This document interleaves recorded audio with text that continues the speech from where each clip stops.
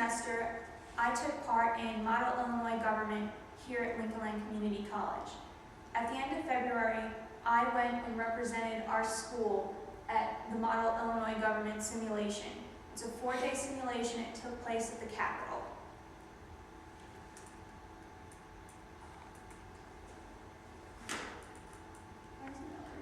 It dies if it's been more than 5 minutes. So just put it down and go like this.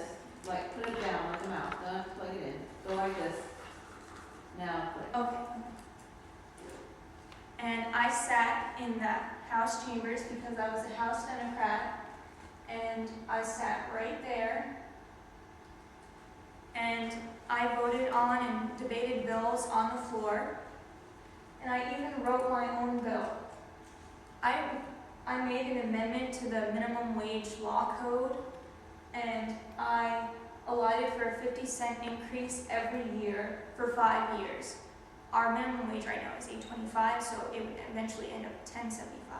But I also asked for tying it to the rate of inflation. That way, over time, as inflation increases, the minimum wage's value would stay the same.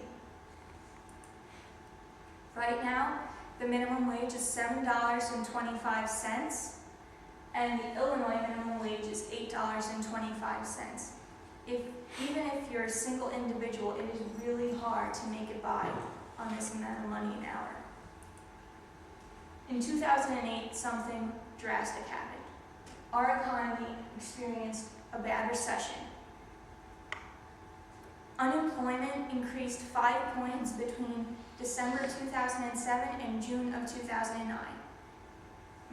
Millions of people experienced layoffs, job losses, and as a result, consumer spending decreased. And we also saw an increase of people using public assistance programs such as food stamps and TANF. The unemployment statistics came from the Bureau of Labor.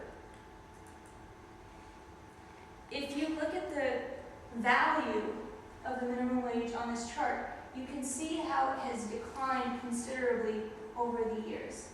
Every single one of these ups is when we had to increase the minimum wage because it declined so far down.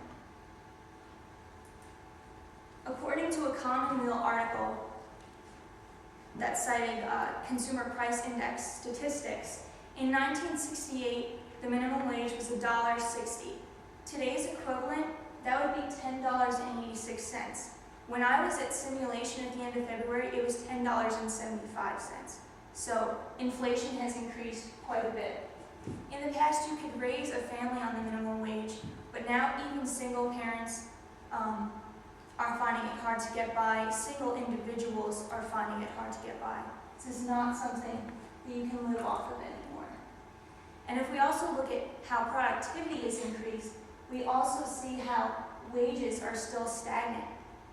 Many people believe if you work hard and are a productive worker that you'll get paid more, and it's simply not the case. Productivity has doubled and wages have stayed the same and declined. So what would happen if we increase the minimum wage? We would see an increase in worker morale. People would feel good to go to work and know that they're getting good compensation for the hours that they put in. Because we would be putting extra money in the pockets of the worker, we would see increased consumer spending, which would grow the economy. And according to the Congressional Budget Office, which released a report just recently, if we raise the minimum wage, approximately 900,000 people would be lifted out of poverty. And it's almost like a ripple effect. 16.5 million Americans would probably receive a raise. And because people would have more money in their pockets, more money to spend, we would be seeing less people on food stamps, welfare. People would become self-sufficient. We wouldn't have to subsidize businesses' low wages. So what should we do? In the President's most recent State of the Union speech, He called for an increase to $10.10 an hour. It's currently up for grabs whether or not this is going to happen at the federal level, but many states have moved forward and even went past $10.10 an hour. But we should also be preserving its value and tying it to the rate of inflation. Because over time, we can't keep going back every few years and having to raise it. Because in that period of time where it's declining, people are losing out on valuable cash. Frederick Delano Roosevelt spoke about the minimum wage many years ago, and he said this of it: "No business which depends for existence on paying less than living wages to its workers has any rights to continue in this country. By living wages, I mean more than the bare subsistence level. I mean the wages of decent living."